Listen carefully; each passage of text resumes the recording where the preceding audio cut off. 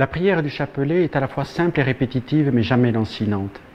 Elle nous aide à rentrer dans la compréhension et la méditation des grandes étapes de la vie du Christ et de la Vierge Marie. C'est pourquoi nous exprimons dès le début, avec le signe de la croix, celui en qui nous croyons, au nom du Père et du Fils et du Saint-Esprit. Et nous l'exprimons en récitant le credo, le « Je crois en Dieu, Père, Fils et Esprit Saint ». Nous commençons en disant la prière que le Seigneur nous a enseignée. Notre Père, qui es aux cieux, que ton nom soit sanctifié, que ton règne vienne, que ta volonté soit faite sur la terre comme au ciel.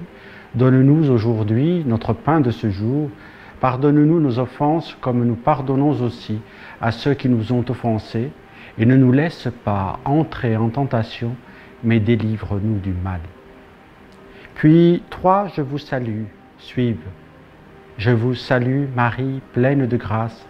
Le Seigneur est avec vous. Vous êtes bénie entre toutes les femmes, et Jésus, le fruit de vos entrailles, est béni. Sainte Marie, Mère de Dieu, priez pour nous, pauvres pécheurs, maintenant et à l'heure de notre mort. Amen. Gloire au Père et au Fils et au Saint-Esprit, comme il était au commencement, maintenant et toujours, pour les siècles des siècles. Amen. Nous entreprenons ensuite la méditation de 5 mystères quotidiens proposés à la prière, qui soient des mystères joyeux, douloureux, glorieux ou lumineux, tels que le pape les a ajoutés en 2002 dans la prière particulière du rosaire. Ces mystères joyeux qui réunissent l'Annonciation à Marie, sa visitation à Élisabeth, la nativité de Jésus, la présentation de Jésus au temple ou son recouvrement alors qu'il était resté avec les docteurs du temple. Puis les mystères douloureux, l'agonie de Jésus à Gethsémani, sa flagellation, son couronnement d'épines, le portement de la croix et son crucifixion et la mort du Christ.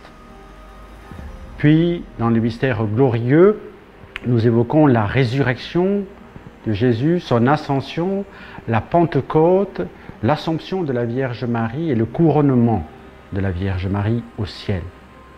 Dans les mystères lumineux que le pape Jean-Paul II a ajoutés, il a voulu mettre en évidence le ministère public de Jésus, commençant par le baptême de Jésus, les noces de Cana, l'annonce du royaume, la transfiguration de Jésus et l'institution de l'Eucharistie.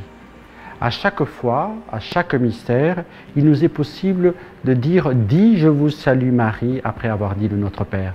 Et nous égrenons ce chapelet.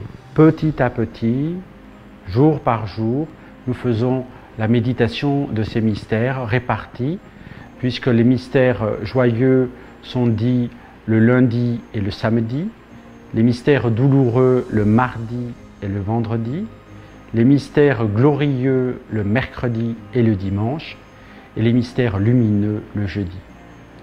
Cette prière du rosaire est universelle, prise par tout un chacun, parce qu'elle nous permet d'entrer dans une plus grande proximité spirituelle du Seigneur par l'aide de la Vierge Marie.